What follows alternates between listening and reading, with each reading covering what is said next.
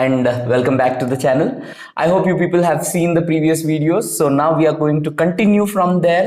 We are going to understand what are intermediates, okay? And now today I am going to explain you what are the different factors which affect an organic reaction. Okay, so generally when I say intermediates in organic chemistry, you will see this, sir. What is that? Sir, we have seen that carbon, okay, can have, that means when heterolytic fission is taking place, there can be positive charge which can come up on carbon. There can be negative charge which can come on carbon, and or when homolytic fission is taking place, there can be a free radical. That means there can be a lone unpaired electron which can appear on carbon. All the three things are possible, and all the three on carbon are highly unstable, because carbon having 4 valence electrons will always try to form 4 covalent bonds and will try to become more and more stable. तो sir हमें कैसे पता चलेगा कि एक carbocation, इसको हम लोग क्या बोलते हैं सर, इंटरमीडिएट्स जो फॉर्म्स हैं उनका मैं बता दे रहा हूं। कार्बन के ऊपर पॉजिटिव चार्ज, हम लोग इसको बोलते हैं कार्बोकेटायन, या हम लोग इसे बोल सकते हैं carbonium ion. We can call it as nothing but carbonium ion, और otherwise it is not nothing but carbocation, called as carbocation, or it is otherwise known as nothing but our carbonium ion. Okay, in the same way, when you are having carbon with negative charge, we will call it as nothing but carb anion. Anion, negative charged ion. Carb anion, negatively charged, negative charge on carbon. And then we have carbon free radical. Carbon free radical. These are the intermediates. तो जैसे मैंने पिछला video में भी बताया था sir, अभी भी बता रहा हूं, intermediates are highly unstable, and that is why intermediates are highly reactive. And as intermediates are highly reactive and highly unstable, they have a very short lifespan. छोटा सा lifespan होता है, वो बनते हैं and immediately react कर जाते हैं. All right. Okay, so now once we have seen what are carbonium ions, carbocations, what are carb anions, what are carbon free radicals, now we will move ahead and we will understand what are the factors, which affect an organic reaction. What are the factors that affect an organic reaction? Factors affecting an organic reaction. Factors affecting, okay, we will go for factors affecting an organic reaction. Okay तो देखते हैं what are the factors which are going to affect organic reactions. तो यहाँ पे मैं आपको बताऊंगा बहुत ही important factors sir. The first one being your inductive effect, the second one being electromeric effect,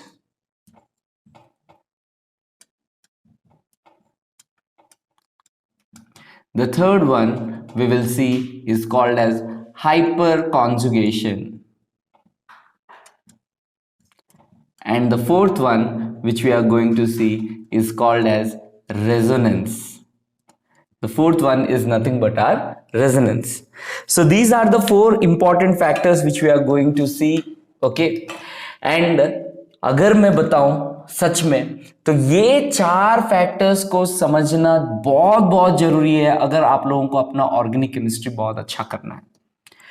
ये 4 फैक्टर्स जो बहुत ही सिंपल हम लोगों को दिख रहे हैं, बट ये 4 फैक्टर्स बहुत कुछ डिसाइड करने वाले हैं। These 4 factors are going to decide which intermediate is going to form and what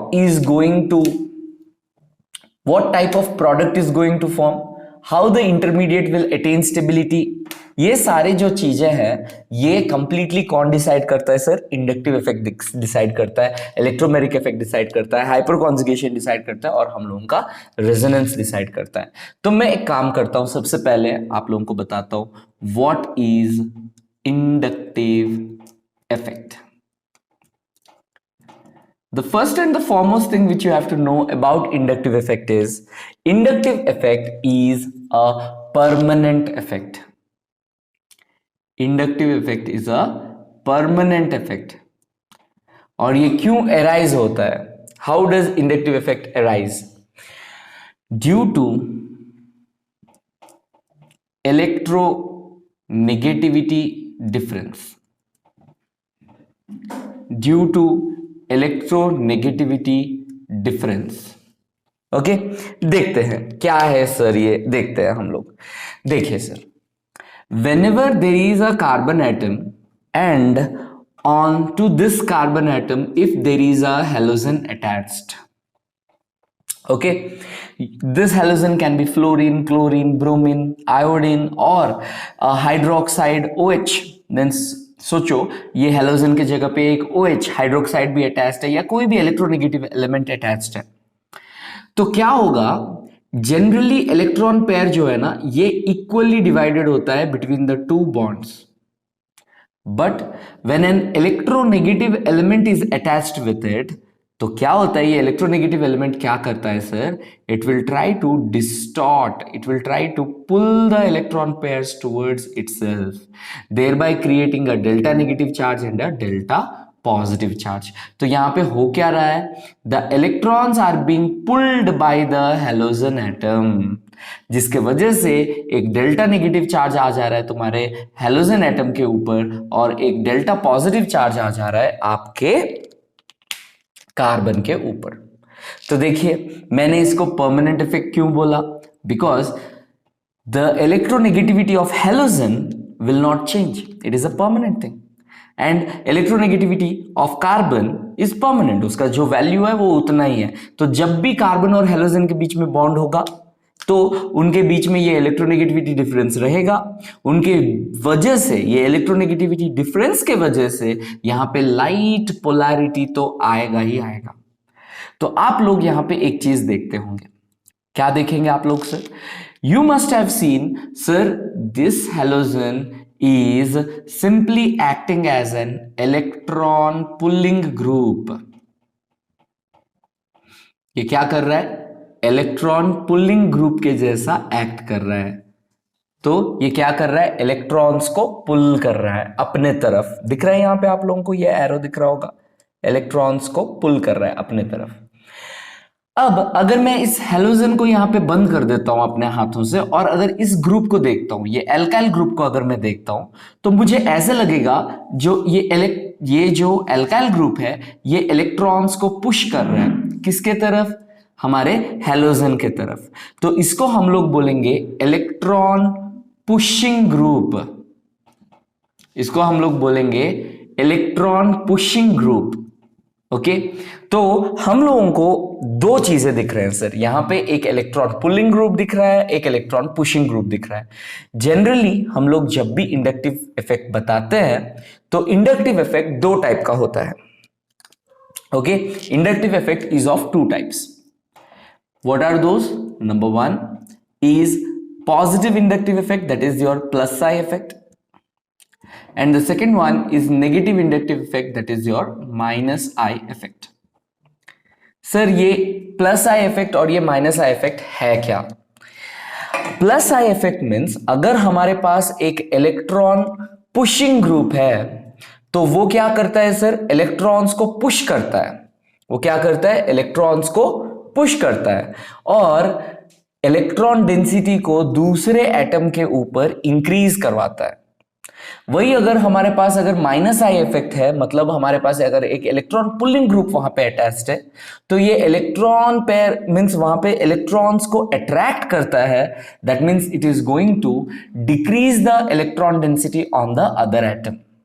okay, so आप लोगों को अब तक समझ में आ गया होगा सर, माइनस आई इफेक्ट जो है ये इलेक्ट्रॉन डेंसिटी को डिक्रीज करता है, मतलब इलेक्ट्रॉन पुलिंग ग्रुप्स होते हैं, और प्लस आई इफेक्ट एक्चुअली बनता है तुम्हारा इलेक्ट्रॉन पुशिंग ग्रुप्स के वजह से। सॉरी, इलेक्ट्रॉन पुलिंग ग्रुप्स होते हैं माइनस आई इफेक्ट में, और इलेक्ट्रॉन पुशिंग ग्रुप्स होते हैं आपके प्लस आई इफेक्ट में।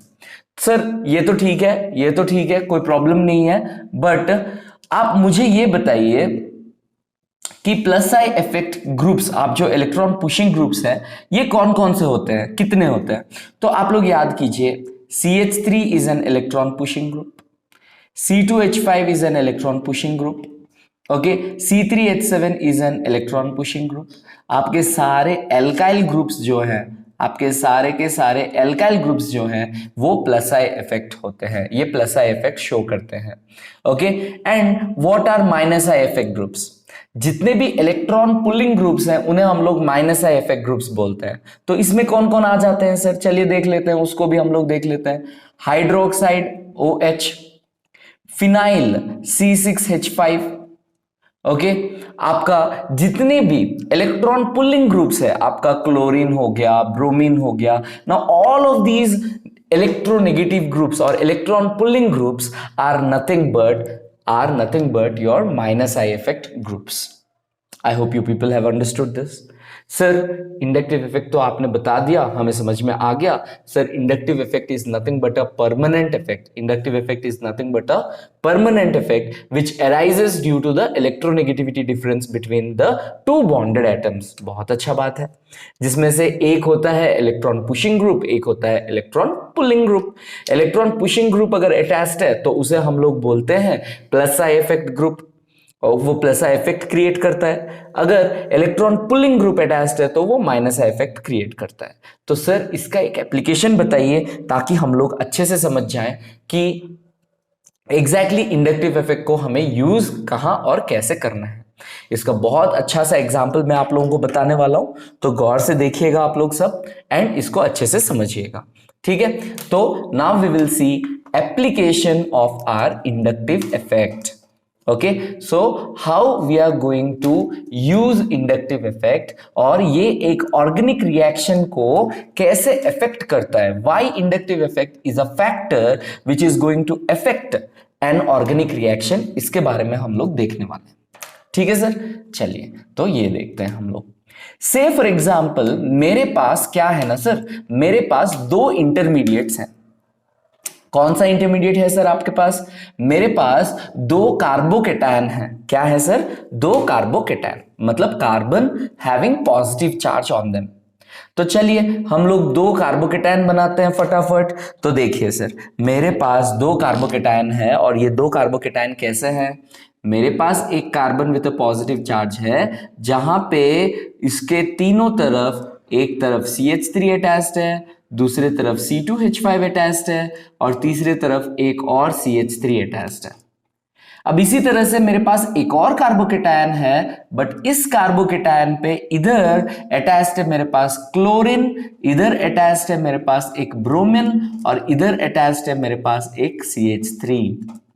तो अब हम लोगों को इंडक्टिव इफेक्ट बताएगा इन दोनों जो कार्बोकेटायंस हम लोग बनाए हैं, इनमें से ज्यादा स्टेबल कौन है। समझ में आ रहा है आप लोगों को, राइट? इन दोनों कार्बोकेटायंस में से कौन ज्यादा स्टेबल है, ये हम लोग डिसाइड कर सकते हैं इंडक्टिव इफेक्ट के थ्रू। कैसे सर? देखिए, carbocation means A carbon which is lacking electrons, positive charge है, इसके पास जो इलेक्ट्रॉन्स है वो छीन लिया गया है, so it is having a positive charge. तो एक पॉजिटिव चार्ज जिसके पास इलेक्ट्रॉन्स की कमी है, वो स्टेबल कब होता है? जब उसको कोई इलेक्ट्रॉन देने वाला मिल जाता है। तो हमारा कंपाउंड नंबर 1 वाला जो कार्बोकेटायन है, इसमें तीनों तरफ से जो है इस कार्बन को तीन तीन इलेक्ट्रॉन पुशिंग ग्रुप्स मिल गए हैं। मतलब एक बंदा है जिसके पास इलेक्ट्रॉन्स की कमी है, और उसके चारों तरफ तीन तीन इलेक्ट्रॉन पुशिंग ग्रुप्स हैं। तो ये स्टेबलाइज करते हैं इस कार्बोकेटायन को। आई होप आप लोगों को समझ में आ रहा है। बट दूसरा देखो, दूसरा क्या हो रहा है? एक भिखारी है, एक कार्बोकेटायन है जिसके पास इलेक्ट्रॉन्स की कमी है, और उस भिखारी के प्लेट से, ओके अब क्या हो रहा है यहाँ पे, उस भिखारी के प्लेट से ये जो इलेक्ट्रोनेगेटिव एलिमेंट्स है और इलेक्ट्रॉन्स चुराने की कोशिश कर रहे हैं. Now this is very very bad, very bad sir, right? Already it is a carbocation, already it is lacking electrons, और उससे ये दोनों इलेक्ट्रॉन विथड्रॉइंग ग्रुप्स है और इलेक्ट्रॉन्स को पुल करने की कोशिश कर रहे हैं, जबकि CH3 एक पुशिंग ग्रुप है. बेचारा एक पुशिंग ग्रुप क्या करेगा यहाँ पे, जिसके वजह से यहां पे हम लोग को क्लियरली दिख रहा है सर, अगर स्टेबिलिटी का बात अगर हम लोग करेंगे, carbocation 1 is much stable as compare to carbocation 2. देखिए सर कैसे हम लोगों को इंडक्टिव इफेक्ट जो है डिसाइड करने में हेल्प करता है कि sir the stability of the carbocation can be decided by simply seeing the inductive effect और चेकिंग द इंडक्टिव इफेक्ट. चलिए तो सर यहां पे ना आपने ऐसे बता दिया, एक और एग्जांपल दे दीजिए. चलिए तो मैं आप लोगों को एक और एग्जांपल दे देता हूं और एक सिंपल सा एग्जांपल देके आप लोगों को समझा देता हूं. देखिए ये एक कार्बोकेटायन है जिसके पास दोनों तरफ से 2 हाइड्रोजन अटैच्ड है और नीचे से एक मिथाइल ग्रुप अटैच्ड है. आप गौर से देखिए इस पर्टिकुलर कार्बोकेटायन को, यहां पे भी क्या हो रहा है, there is only 1 pushing group. Hydrogens जो हैं ये ना इलेक्ट्रॉन विथड्रॉइंग ग्रुप्स होते हैं ना ही ये इलेक्ट्रॉन पुशिंग ग्रुप्स होते हैं, ये तो कुछ नहीं होता है, तो ये कुछ स्टेबिलिटी प्रोवाइड नहीं कर पाते हैं इस कार्बोकेटायन को. वेरएज अगर आप लोग गौर से देखेंगे तो आप लोगों को पता चलेगा कि ये जो कार्बोकेटायन है इसको 3 पुशिंग ग्रुप्स जो है वो इलेक्ट्रॉन्स को पुश कर रहे हैं, तो ये ज्यादा स्टेबल हो जाता है इसके कंपेयर में. आ गया समझ में सबको? चलिए तो अब मैं आप लोगों को समझाता हूं हमारा second factor which is affecting organic reaction, जिसको हम लोग बोलते हैं इलेक्ट्रोमेरिक इफेक्ट. ध्यान दीजिएगा, इलेक्ट्रोमेरिक इफेक्ट में मैं फिर से इंडक्टिव इफेक्ट का एप्लीकेशन को बताऊंगा. ओके चलिए तो हम लोग अब देखेंगे sir what exactly is the electromeric effect. Okay चलिए तो मैं समझता हूं अभी इस वीडियो में आप लोगों को इंडक्टिव इफेक्ट जो है वो अच्छे से समझ में आया होगा. आगे चल के हम लोग इंडक्टिव इफेक्ट का यूज बहुत जगह करने वाले हैं, बहुत जगह हम लोग जो है इंडक्टिव इफेक्ट का एप्लीकेशन को देखने वाले हैं. ओके अब देखते हैं हम लोग इलेक्ट्रोमेरिक इफेक्ट. सर जरा बताइए आप हम लोगों को कि हमारा इलेक्ट्रोमेरिक इफेक्ट होता क्या है. इसे समझने के लिए आपको एक छोटा सा स्टोरी समझना होगा. से फॉर एग्जाम्पल आप लोग जिस प्लेस में रहते हैं वहां पे नरेंद्र मोदी आने वाले हैं. श्री नरेंद्र मोदी हमारे जो प्राइम मिनिस्टर है वो वहां पे आने वाले हैं. जैसे ही ये बात पता चलेगा लोकल एडमिनिस्ट्रेशन क्या करेगा, वहां पे एक अच्छा सा हेलीपैड बनाएगा वहां पे जहां पे उनका हेलीकॉप्टर आके लैंड करने वाला है. यस और नो? राइट. तो उसी तरह से अगर मेरे पास कोई अनसेचुरेशन है, C अगर मेरे पास है तो जनरली C बन के ही रहता है, इसमें कोई चेंजेस नहीं रहता है. अरे सोचो आप लोग, श्री नरेंद्र मोदी मैं जहां रहता हूं इस प्लेस में आने वाले हैं 2022 में, तो क्या आज से हम लोग हेलीपैड बना के रखेंगे? ऑब्वियसली नहीं. इन द सेम वे यहां पे भी जो अनसेचुरेशन रहता है हम लोगों का, ये अनसेचुरेशन ना जैसे का वैसा रहता है, ये कभी टूटता नहीं है. कब तक? जब तक इसके तरफ एक इलेक्ट्रोफाइल या एक न्यूक्लियोफाइल या कोई रिएजेंट अप्रोच ना करता हो. जब एक इलेक्ट्रोफाइल अप्रोच करता है इनको अप्रोच करता है तो क्या हो जाता है सर, ये जो अनसेचुरेशन है ये ब्रेक हो जाता है. क्यों ब्रेक हो जाता है? अरे ये इलेक्ट्रोफाइल जो है ये हम लोगों का नरेंद्र मोदी जी हैं, ये जब आ रहे हैं तो हमें साइट बनाना पड़ेगा, हेलीपैड बनाना पड़ेगा कि ये इनका जो हेलीकॉप्टर है वो कहाँ लैंड करने वाला है. तो उसी तरह से जब हमारे पास एक अनसेचुरेशन रहता है और उसके पास एक रिएजेंट अप्रोच करता है तो there will be heterolytic fusion of this bond, और एक तरफ आ जाएगा आपका पॉजिटिव चार्ज और दूसरी तरफ आ जाएगा आपका नेगेटिव चार्ज. सर ये क्या है, जब इलेक्ट्रोफाइल अप्रोच किया तो ये कार्बोकेटायन डिसाइड करेगा कि नेगेटिव किधर आएगा, और द अनसेचुरेशन डिसाइड ब्रेक होगा हेट्रोलाइटिकली, और उसके वजह से एक तरफ आपका पॉजिटिव चार्ज आ जाएगा और एक तरफ आप लोगों का नेगेटिव चार्ज आ जाएगा. Okay so what exactly is electromeric effect. Sir आप क्या समझाने की कोशिश कर रहे हैं इलेक्ट्रोमेरिक इफेक्ट में? तो मैं एक सिंपली बोल दूं, the cleavage of the unsaturation the cleavage of the unsaturation heterolytically when approached by a reagent is called as nothing but your electromeric effect, is called as nothing but your electromeric effect. Sir इतना तो हम लोग समझ गए, लेकिन इसका भी application आप थोड़ा सा बता दीजिए। चलिए तो हम लोग आपको बताते हैं इसका एक एप्लीकेशन। चलिए तो ये एप्लीकेशन बताने के लिए मैं एक बहुत अच्छा सा रिएक्शन का एग्जाम्पल लेने वाला हूं, और इस एग्जाम्पल से आप लोगों को पता चल जाएगा, इंडक्टिव इफेक्ट का एक अच्छा सा एप्लीकेशन पता चल जाएगा, हम लोगों को इंडक्टिव इफेक्ट समझ में आया कि नहीं पता चल जाएगा, और उसके साथ साथ हम लोगों को इलेक्ट्रोमेरिक इफेक्ट के बारे में भी पता चल जाएगा। चलिए देखते हैं। So now I am taking a molecule unsaturated, that means I am taking an alkene जिसमें एक तरफ अटैच्ड है H and a methyl group, and on the other side I am having two methyl groups that is CH3 and CH3. Now this particular molecule is being approached by HCl. मैं इसको treat कर रहा हूं किसके साथ sir? HCl के साथ treat कर रहा हूं। ओके तो आप सबको पता होगा how HCl is going to split up. HCl will break as H plus and Cl minus. अब मेरा क्वेश्चन आप लोगों को यह है कि सर इस अनसेचुरेशन को सबसे पहले कौन अप्रोच करेगा, वेदर H प्लस अप्रोच करेगा या Cl माइनस अप्रोच करेगा? आप लोग अगर इसको गौर से देखेंगे तो आपको पता चलेगा कि sir Cl minus negatively charged है, और आपका जो अनसेचुरेशन है ये भी तो नेगेटिव चार्ज होता है, बिकॉज अनसेचुरेशन में क्या रहते हैं? Electrons, and electrons are also negatively charged. तो क्लोरीन अगर पहले अप्रोच करता है नेगेटिव नेगेटिव रिपल करेगा, तो who is going to initiate the reaction sir? H plus is going to initiate the reaction. ये बात समझ में आ गया सबको? चलिए अब एक बेहतरीन चीज दिखाता हूं आप लोगों को, तो देखिए। ओके अब H प्लस आया और H प्लस ने अप्रोच किया आपका अनसेचुरेटेड एल्कीन को।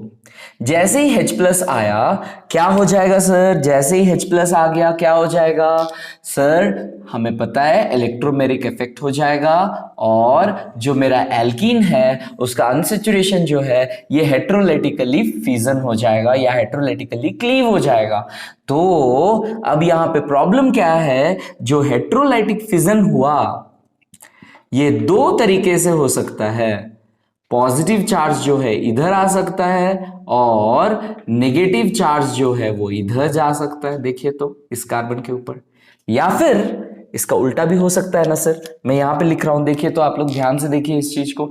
या तो ऐसे भी हो सकता है, इधर नेगेटिव आ सकता है और दूसरे तरफ पॉजिटिव जा सकता है। तो अब क्वेश्चन ये है कि नेगेटिव किधर जाएगा और पॉजिटिव किधर जाएगा। ओके चलिए तो अब हम लोग इसको एक्सप्लेन करते हैं। अब यहां पे नेगेटिव किधर जाएगा पॉजिटिव किधर जाएगा समझने के लिए हम लोगों को सबसे पहले समझना है कि सर जब भी ऐसा कोई केस आएगा जहां पे दो पॉसिबिलिटीज होंगे उनमें से एक चेक करना है, तो आप लोग हमेशा किसका स्टेबिलिटी चेक करेंगे? कार्बोकैटायन का स्टेबिलिटी चेक करेंगे। जिसके पास पैसों की कमी है, जिसको भूख लगा है, उनको खाना खिलाना चाहिए। जिसके पास ऑलरेडी बहुत पैसा है उसको खाना खिला के क्या फायदा, है ना?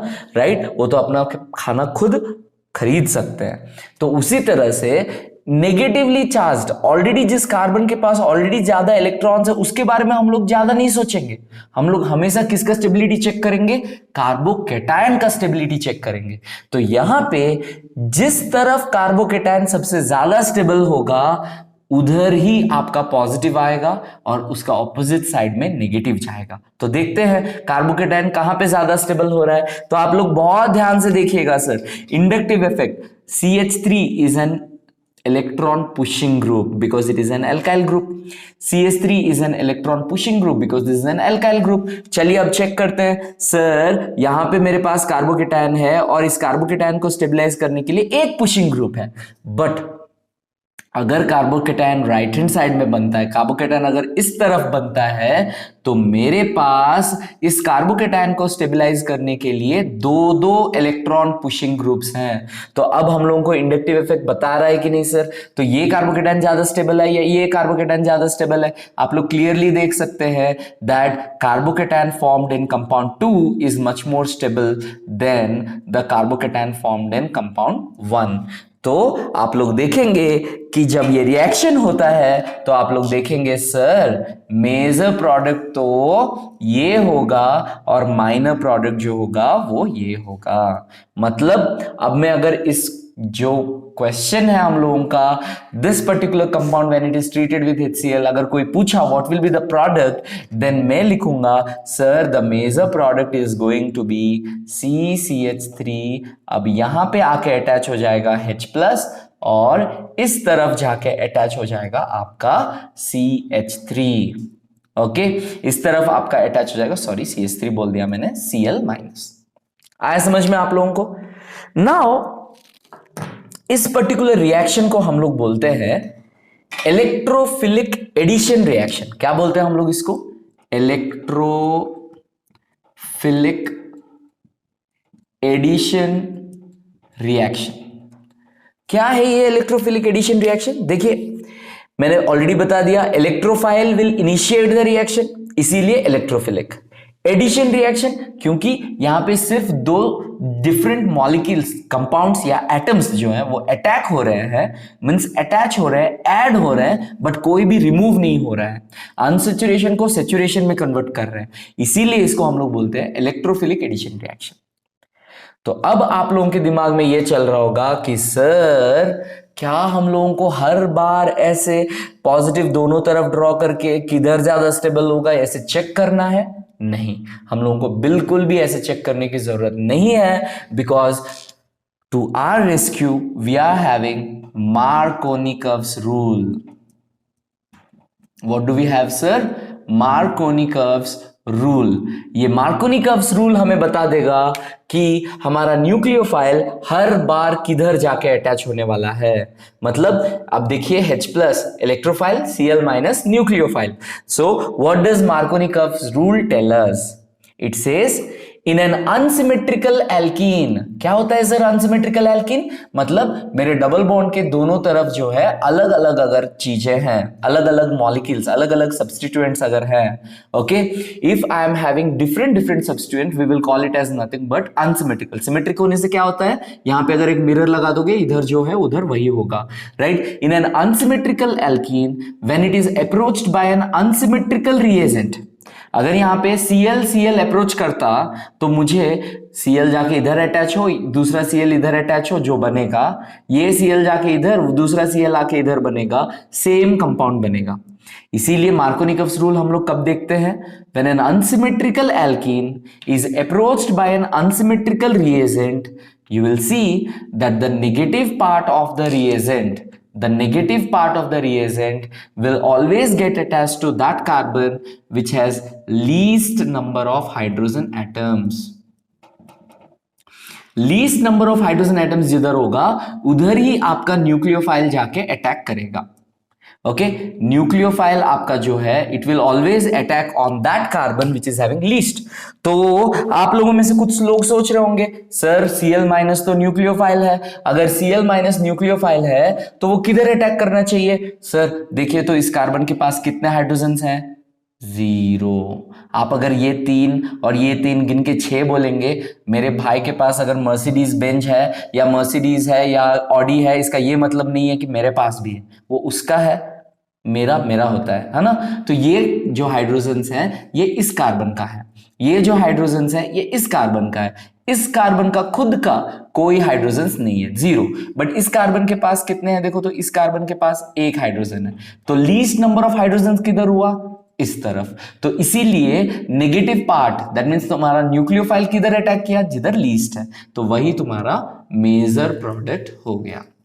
आई होप आप लोगों को सबको inductive effect and electromeric effect बहुत अच्छे से समझ में आया होगा, एप्लीकेशन ऑफ इंडक्टिव इफेक्ट भी समझ में आया होगा, और आप लोगों को यह भी समझ में आया होगा, दो हम लोग ये पढ़ना नहीं चाह रहे थे बट एग्जाम्पल में आ गया, इलेक्ट्रोफिलिक एडिशन रिएक्शन और वो होता क्या है, और मार्कोनिकव्स रूल भी समझ में आया होगा, राइट। तो यहीं पे हम लोग आज का वीडियो को खत्म करते हैं। हम लोग नेक्स्ट वीडियो में मिलेंगे जहां पे हम लोग hyperconjugation and as well as are resonance को हम लोग खत्म करेंगे। ठीक है sir, till then read well, bye bye.